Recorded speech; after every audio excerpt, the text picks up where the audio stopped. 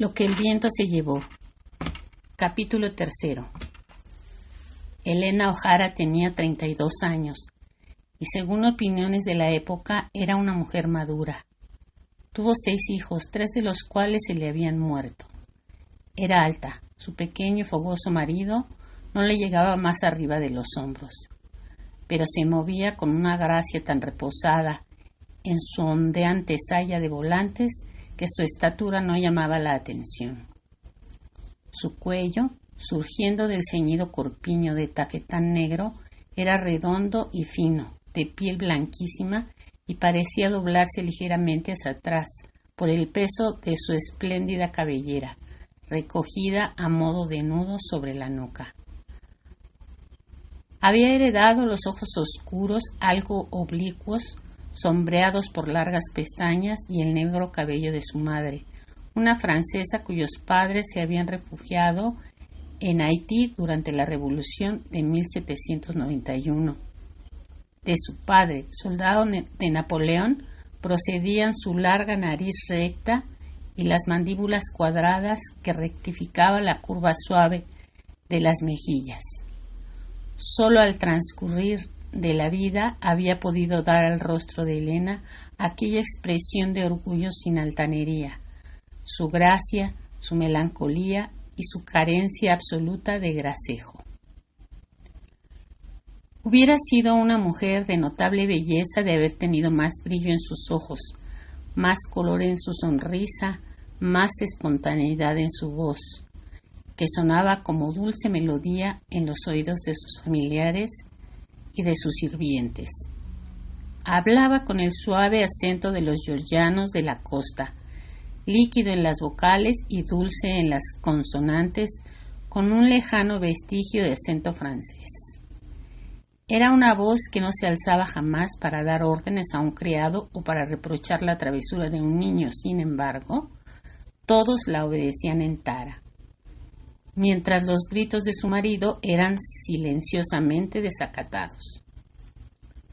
Hasta donde Escarlata podía recordar, su madre siempre había sido la misma, su voz suave y dulce, tanto para reprochar como para alabar.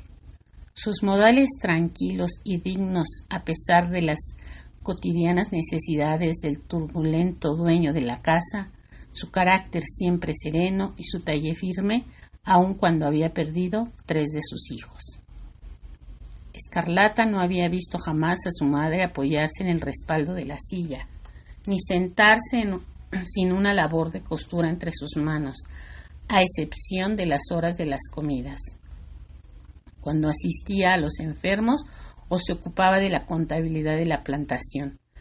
Acudían a ella si se trataba de un bordado delicado. Otras veces sus manos se ocupaban de las camisas plisadas de Gerald, de los vestidos de los niños o de la ropa de los esclavos.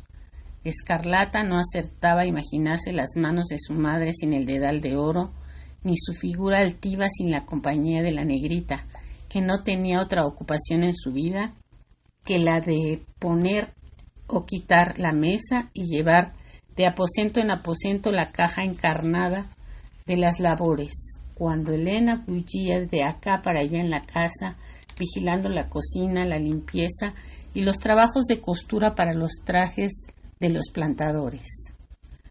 Jamás había visto a su madre abandonar su austera placidez o faltar a ninguna de sus obligaciones, tanto si era de día como de noche. Cuando Elena se vestía para asistir a un baile, para recibir a los invitados o bien para ir a cualquiera de las reuniones en Jonesboro, tenía frecuentemente necesidad de disponer de 2 horas, de 2 criadas y de mamita para sentirse completamente satisfecha, aunque en casos necesarios sus rápidos tocados eran asombrosos. Escarlata, cuya habitación se hallaba situada frente a la de su madre, al otro lado del vestíbulo, conocía desde su infancia el sordo rozar de los pies descalzos de los negros que correteaban por el pavimento de madera desde el alba, las urgentes llamadas en la puerta de su madre y las voces aterradas y roncas de los negros que gemían enfermos, de los que nacían y morían en la hilera de cabañas blanqueadas de sus barriadas. De niña se deslizaba hasta la puerta y atisbando a través de las rendijas había visto a Elena salir de su habitación a oscuras, donde los ronquidos de Gerald proseguían rítmicos e ininterrumpidos, a la tenue luz de una vela sostenida en alto, con la caja de las medicinas bajo el brazo, los cabellos pulcramente alisados y ni un solo botón de su vestido desabrochado. Era siempre muy grato para Escarlata oír a su madre murmurar compasivamente pero con firmeza mientras atravesaba el vestíbulo de Puntillas. «Ch, no tan fuerte, despertarán al señor O'Hara, no está tan mal como para morirse». Sí, era grato volver al lecho y saber que Elena estaba fuera en la noche y que todo marchaba bien. Por las mañanas, después de las sesiones siempre nocturnas de natalicios o de muertes, cuando el viejo doctor Fontaine y su joven hijo, también doctor, se disponían a hacer sus visitas y no podían ir a ayudarla, Elena presidía la mesa en el desayuno como siempre, con sus ojos negros ojerosos, pero sin que su voz ni sus gestos revelaran el menor cansancio. Bajo su firme dulzura había una tenacidad de acero que inspiraba respeto a la casa entera, lo mismo a Gerald que a sus hijas, aunque él hubiera preferido morir antes que admitirlo. A veces, cuando iba por la noche de Puntillas a besar las mejillas de su madre, Escarlata miraba su boca de labios muy pequeños y delicados, una boca demasiado fácilmente atacable por el mundo, y se preguntaba si ésta se habría dejado arquear alguna vez por las risas inocentes de la infancia, o si habría murmurado secretos a las amigas íntimas durante las largas noches estivales. Pero no era posible. Su madre había sido siempre así, una columna recia de fuerza, una fuente de sabiduría, la única persona que tenía respuestas para todo. No obstante, Escarlata no tenía razón porque, algunos años antes, Elena Robiliard de Savannah había reído en la linda ciudad costera del mismo modo inexplicable que se ría a los 15 años y cuchicheando con sus amigas durante largas noches, cambiando confidencias y contando todos sus secretos menos uno. Era el año en el cual Gerald O'Hara, que le llevaba 28 años, había entrado en su vida. El año en que aquel primo suyo de ojos negros, Felipe Robiliard, había partido. Y cuando éste, con sus ojos ardientes y sus maneras fogosas, abandonó Savannah para siempre, se llevó consigo el ardor que había en el corazón de Elena, dejando para el pequeño irlandés de piernas cortas que se había casado con ella solo una graciosa concha vacía. Pero esto bastaba a Gerald, oprimido por la increíble felicidad de hacerla realmente su esposa. Y si algo faltaba en ella, no lo echaba nunca de menos. Perspicaz como era, dábase cuenta de que era un milagro que un irlandés sin bienes de fortuna y sin parentela conquistara a la hija de una de las más ricas y altivas familias de la costa. Gerald era un hombre que se lo debía todo a sí mismo.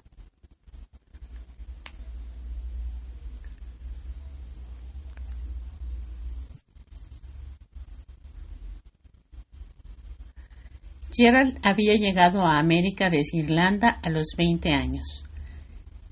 Vino precipitadamente como vinieron antes o después tantos otros irlandeses mejores o peores que él, y solo traía la ropa puesta, 2 chelines además del importe del pasaje y su cabeza puesta a un precio que le parecía mayor de lo que su delito merecía. En efecto, no existía un oranguista que valiese 100 libras esterlinas para el gobierno inglés o para el demonio en persona. Pero el gobierno tomó tan en serio la muerte de un inglés agente de contribuciones y hacendado que Gerald vio que había llegado el momento de partir y de partir a toda prisa. Verdad era que el mencionado agente le había llamado bastardo de oranguista, y esto, según la manera de pensar de Gerald, no daba derecho a aquel hombre para insultarle silbando los primeros compases de la canción de Boyne Water, el agua de Boyne. La batalla del Boyne se había librado más de 100 años atrás, pero para los O'Hara y sus vecinos era como si hubiera sucedido ayer, ya que sus sueños y sus esperanzas, así como sus tierras y riquezas, habían desaparecido envueltas en la misma nube de polvo que arrastró al príncipe Eduardo, espantado y huido, dejando a Guillermo de Orange y a sus odiosos soldados con sus escarapelas anaranjadas, asesinando a los irlandeses adictos a los Estuardo. Por esta y otras razones, la familia de Gerald no estaba dispuesta a considerar el fatal resultado de su reyerta como cosa muy seria, salvo en el caso de que acarreara graves consecuencias. Durante muchos años, los O'Hara habían permanecido en malas relaciones con los alguaciles ingleses debido a su sospechosa actividad contra el gobierno, no siendo Gerald el primero de su familia que ponía pies en polvorosa dejando Irlanda de la noche a la mañana. Recordaba vagamente a sus dos hermanos mayores, Jaime y Andrés, dos jóvenes taciturnos que iban y venían a ciertas horas de la noche por misteriosas razones o desaparecían durante semanas con gran disgusto y ansiedad de su madre. Marcharon a América hacía ya varios años a raíz del descubrimiento de un pequeño arsenal de fusiles enterrados en el corral de los O'Hara. Eran ahora ricos comerciantes de Savannah. Solo Dios sabe el lugar de su paradero, decía la madre siempre que hablaba de sus dos hijos mayores, y el joven Gerald fue enviado junto a ellos. Abandonó la casa con un beso de su madre en las mejillas, su ferviente bendición católica y la amonestación de su padre: recuerda quién eres y no quites nada a nadie. Sus 5 hermanos más altos que él le dijeron adiós con sonrisas de admiración, pero ligeramente protectoras, porque Gerald era el más joven y el más bajo de una familia robusta. Sus 5 hermanos y el padre eran altos, sobrepasaban el 1,85 m y eran además robustos en proporción, pero Gerald el pequeño, a los 21 años, sabía que el Señor, en su sabiduría, no le había concedido más que 1,5 m. Pero Gerald nunca perdió el tiempo en lamentarse sobre su falta de estatura, ni pensó jamás que esto fuese un obstáculo para obtener cualquier cosa que deseara. Más bien fue su sólida pequeñez la que le hizo ser lo que era, ya que aprendió en buena hora que la gente pequeña ha de ser robusta para sobrevivir entre las de gran tamaño, y Gerald era robusto. Sus hermanos, altos de estatura, eran torvos y silenciosos. En ellos la tradición familiar de las glorias pasadas, perdidas para siempre, enconábase en virtud de un odio contenido que estallaba en amargo sarcasmo. Si Gerald hubiese sido musculoso, habría sido como los otros O'Hara, actuado oscura y silenciosamente entre los rebeldes contra el gobierno.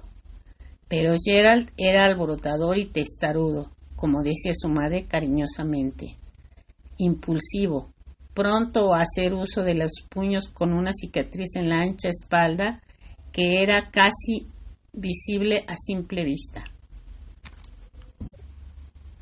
Se pavoneaba entre los altos O'Hara como un orgulloso gallito de pelea en un corral con gigantescos gallos domésticos.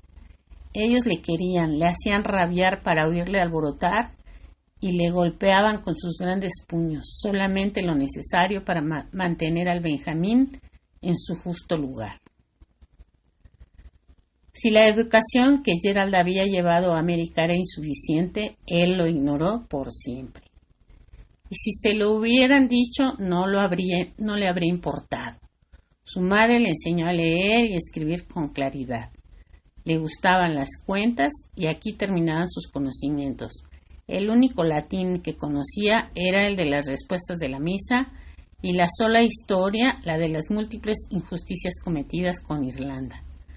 No conocía más poesía que la de Moore, ni más música que las canciones irlandesas que le habían transmitido a través de los años. Aunque sentía un gran respeto por quienes tenían más conocimientos intelectuales que él, no los echaba nunca de menos. ¿Qué necesidad habría tenido de estas cosas en un país nuevo, donde los más ignorantes irlandeses habían hecho fortuna? En aquel país solo se exigía a los hombres que fuesen fuertes y no tuvieran miedo al trabajo. Tampoco Jaime y Andrés, que lo acogieron en su almacén de Savannah, lamentaron su falta de cultura. Su clara caligrafía, sus cálculos exactos y su habilidad para el regateo le conquistaron su respeto, mientras que si el joven Gerald hubiera poseído conocimientos de literatura o un refinado gusto musical, no hubiera suscitado en ellos más que bufidos desdeñosos.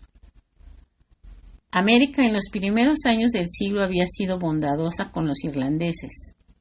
Jaime y Andrés, que empezaron transportando mercancías en carros cubiertos desde Savannah a las ciudades interiores de Georgia, había prosperado hasta tener un almacén propio y Gerald prosperó con ellos. Le agradaba el sur y pronto llegó a ser, en opinión suya, un sudista. En los estados del sur y en sus habitantes había muchas cosas que no comprendería nunca, pero con la cordialidad innata en su carácter, adoptó sus ideas y sus costumbres tal como las entendía. Póker y carrera de caballos, política ardiente y código caballeresco, derechos de los estados y maldiciones a todos los yanquis, esclavitud al rey algodón, desprecio a los blancos míseros y exagerada cortesía con las mujeres. Aprendió incluso a masticar tabaco. No le fue necesario adquirir la facilidad de beber whisky porque la poseía de nacimiento. Gerald seguía siendo el Gerald de siempre. Sus hábitos de vida y sus ideas cambiaron, pero él no quiso variar sus modales aunque hubiese sido capaz de ello. Admiraba la elegancia afectada de los ricos plantadores de arroz y de algodón, artículos que transportaban a Savannah desde sus reinos pantanosos, en caballos de pura sangre seguidos de los carruajes de sus señoras igualmente elegantes y de las carretas de sus esclavos. Pero Gerald no consiguió nunca ser elegante. Aquel modo de hablar perezoso y confuso sonaba agradablemente en sus oídos, pero su propio acento vivo adheríase a su lengua. Le agradaba la gracia indolente con que realizaba negocios importantes, arriesgando una fortuna, una plantación o un esclavo a una carta y escribiendo sus pérdidas con indiferente buen humor y sin darle mayor importancia que cuando arrojaban calderilla a los negritos. Pero Gerald había conocido la pobreza y jamás podía aprender a perder el dinero alegremente y de buen grado. Era una raza simpática la de aquellos georgianos de la costa, con su voz dulce, sus iras repentinas y sus deliciosas contradicciones, que tanto agradaban a Gerald. Pero en el joven irlandés apenas llegado de un país donde el viento soplaba húmedo y fresco y en donde la fiebre no acechaba en los nebulosos pantanos, había una vitalidad ardiente e inquieta que lo hacía diferente de aquellos individuos indolentes, producto del clima semitropical y de los pantanos, focos de malaria. De ellos aprendió lo que le pareció útil, prescindiendo del resto. Encontró que el póker era lo más útil de las costumbres sudistas. El póker y la resistencia al whisky fue su natural actitud ante las cartas y los licores, lo que facilitó a Gerald dos de sus tres más preciados bienes, su criado y su plantación. El tercero era su mujer, y ésta la atribuía únicamente a la misteriosa bondad de Dios. El criado, llamado Pork, un negro lustroso, digno y práctico en todas las artes de la elegancia indumentaria, era el resultado de una noche entera de póker con un plantador de la isla de San Simón, cuyo denuedo en la balandronada igualaba al de Gerald, pero que no tenía su misma resistencia para el ron de Nueva Orleans. Aunque el propietario de Pork ofreció después para recobrarlo el doble de su valor, Gerald rehusó obstinadamente, porque la posesión de aquel primer esclavo y, por añadidura, el mejor maldito criado de la costa, constituía el primer paso hacia el cumplimiento de lo que ansiaba su corazón. Gerald deseaba ser propietario de esclavos y terrateniente. Acariciaba el pensamiento de no pasarse todos los días de su vida comprando y vendiendo como Jaime y Andrés, o todas las noches comprobando la columna de cifras a la luz de una vela. Sentía ardientemente lo que sus hermanos no sentían, el estigma social adscrito a los pertenecientes al comercio. Gerald quería ser un plantador con la profunda codicia de un irlandés que ha sido arrendatario de las tierras que un tiempo fueron de la familia. Deseaba ver sus propios acres extenderse verdes ante sus ojos. Con una despiadada sinceridad de propósitos, deseaba tener su propia casa, su propia plantación, sus propios caballos y sus esclavos. Y aquí, en este nuevo país, libre de los dos peligros de la tierra que había dejado, los impuestos que devoraban las cosechas y la continua amenaza de una confiscación imprevista, pensaba tenerlos. Pero, en el transcurso del tiempo, se dio cuenta de que tener aquella ambición y conseguir realizarla eran dos cosas distintas. La costa georgiana, sostenida tan firmemente por una aristocracia atrincherada en sus reductos, que era muy difícil que él pudiera nunca esperar el puesto que se proponía conseguir. Entonces, la mano del destino y la del póker conjuntamente le dieron la plantación que más tarde denominó Tara y al mismo tiempo le trasladaron de la costa y le establecieron en la meseta de Georgia. Ocurrió en un salón de Savannah, en una cálida noche de primavera, cuando la casual conversación de un desconocido sentado a su lado hizo que aguzase el oído. El forastero era un nativo de Savannah. Había regresado al interior después de 12 años de ausencia.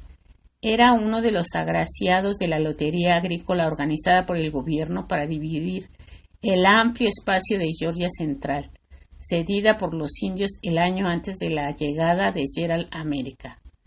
El desconocido marchó allá y estableció una plantación, pero ahora que su casa se había incendiado no quería permanecer más tiempo en aquel maldito lugar y se hubiera sentido encantado de poder abandonarlo. Gerald, siempre con el pensamiento de poseer una plantación propia, buscó la manera de serle presentado, y su interés aumentó cuando el extranjero le dijo que la parte septentrional del estado se estaba poblando de personas procedentes de Carolina y Virginia. Gerald había vivido lo suficiente en Savannah para adquirir la opinión de los habitantes de la costa, que el resto del país era bosque salvaje y que en cada matorral había escondido un indio.